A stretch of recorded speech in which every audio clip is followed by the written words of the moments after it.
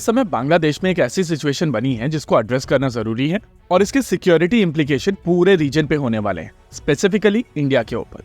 पिछले कुछ समय से बांग्लादेश में अनरेस्ट चल रहा था और लगातार अलग अलग जगहों पर मॉब वायलेंस हो रहे हैं। आज ये मॉब प्राइम मिनिस्टर हाउस तक पहुंची, लेकिन उससे पहले शेख हसीना रेजिग्नेशन देकर निकल गई थी। अब बांग्लादेश में कर्फ्यू लगा दिया गया है और अब इस मॉब को वापस घर भेजा जा रहा है। मीनवाइल एक इंटरिम गवर्नमेंट भी बनाई गई है। इसको बेसिकली आप एक पपेट रेजिम कह सकते हैं और ये चीज डायरेक्टली कू ना दिखाई दे, इस वजह से कुछ रिटायर्ड ऑफिसर्स को यहाँ पर बिठाया गया है। हालांकि यहाँ पर कुछ जजेस भी हैं और एक दो ऐसे लोगों को भी इंक्लूड किया गया है जिससे नैरेटिव बिल्डिंग आसान हो और ये डायरेक्टली ना लगे कि शेख हसीना को हटाकर इस्लामिस्ट ने अपनी खुद की रेजिम स्टैब्लिश कर ली है। अगर इसके भारत के ऊपर होने वाले इम्प्लीकेशन की बात की जाए तो बांग्लादेश भारत के साथ में एक बहुत बड़ा बॉर्डर शेयर करता है और अगर बांग्लादेश में अनरेस्ट रहेगा तो वहां से इलीगल इमिग्रेंट्स भारत आते रहेंगे। ये एक बड़ा क्राइसिस है और इसको भारत को डील करना पड़ेगा।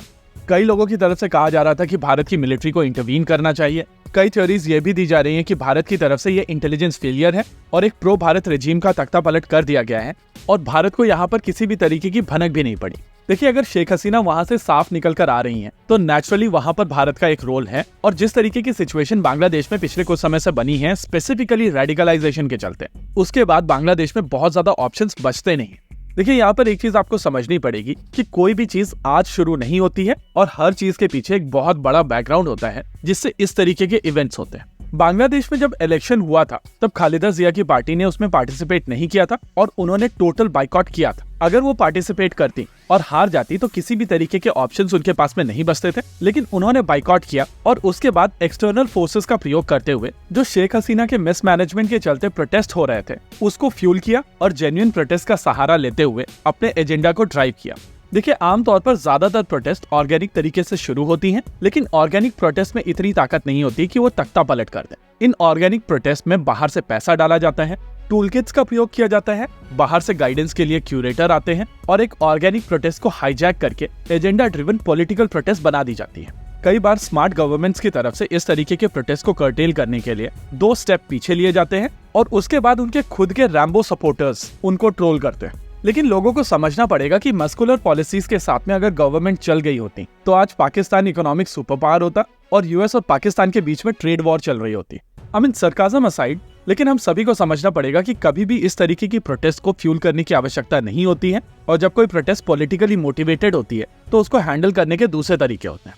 शेख हसीना ने इस चीज को गलत तरीके से मैनेज किया और उसके बाद बाहर से जो पैसे आ रहे थे उसका कमाल आप देख सकते हैं। अगर इस पूरे एपिसोड को आप ध्यान से देखेंगे तो यूएसए हर जगह लिखा हुआ है। ये पूरा का पूरा किया धारा CIA का है, लेकिन चीजें अभी यहाँ पर खत्म हुई नहीं। देखिए, जब भी किसी देश में डेमोक्रेटिकली इलेक्टेड गवर्नमेंट को हटाकर कुछ दूसरे लोग पावर में आकर बैठ जाते हैं तो बहुत सारे पावर सेंटर बन जाते हैं और इन लोगों के बीच में एक टसल चलती रहती है। नेचुरली यहाँ पर हर एक आदमी जिसके पास में थोड़ा सा भी पावर होगा तो वो एक पावर सेंटर बनने की कोशिश करेगा, अपने इन्फ्लुएंस को बढ़ाने की कोशिश करेगा और एक ज्यादा बड़े एरिया को कंट्रोल करने की कोशिश करेगा।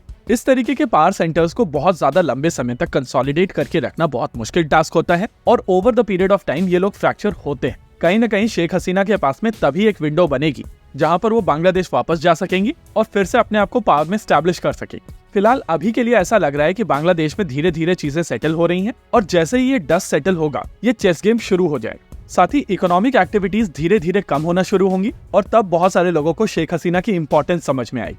अभी के लिए बांग्लादेश में सेंटिमेंट्स शेख हसीना के खिलाफ है, लेकिन नवाज शरीफ जैसे एक्सपीरियंस लोगों की उनको एडवाइस होगी, तैयारियां करते रहिए और थोड़े दिनों के बाद में आपका नंबर फिर से आएगा। इसी के साथ आज के इस वीडियो में रखते हैं केवल इतना ही। वीडियो को अंत तक देखने के लिए धन्यवाद। देखते रहिए कॉन्फ्लिक्ट एक्स। जय हिंद।